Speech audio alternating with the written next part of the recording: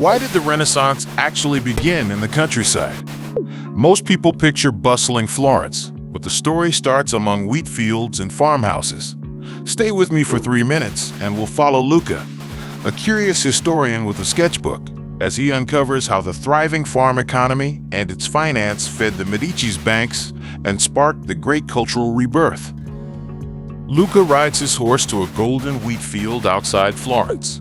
He watches peasants loading grain onto carts and hears that the city's booming economy in the late 13th century was built on this very harvest.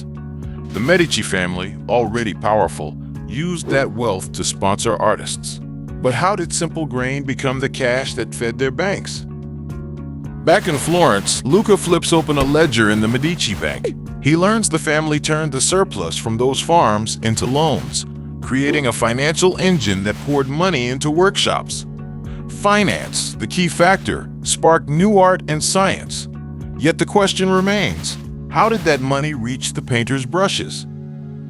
Luca follows a trail of letters from a Florentine workshop to a distant farm. The Medici had set up a credit system. They advanced money to artists, while farms repaid loans with future harvests.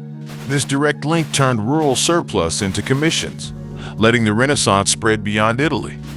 But how did this model travel across Europe? Luca opens a weather-worn manuscript, tapping a quill as he reads Dante's verses and Petrarch's sonnets. Those poems revived a love for humanity and nature, urging painters to capture real life. Yet poetry alone could not buy pigments. The same finance that built Medici banks turned ideas into commissions. How did that money jump from ledgers to artists?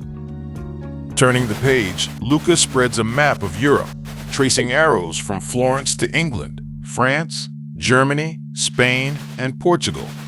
Medici agents opened branches in each capital, copying the Florentine credit model and letting rural wealth flow into distant workshops. The art bloom spread like wildfire, but could this network last forever? Finally, Luca stands between a bustling city skyline and a quiet farm, realizing the truth. The Renaissance ignited in Florence's streets, not the fields, even though farm surplus fed the Medici's banks. The countryside supplied the cash, but the city supplied the spark. So why do we still picture the countryside as the birthplace? Why did the Renaissance actually begin in the countryside?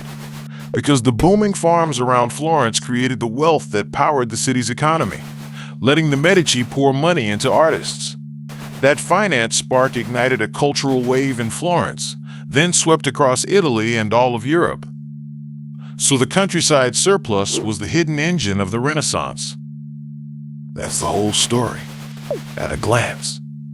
Now, draw me the world.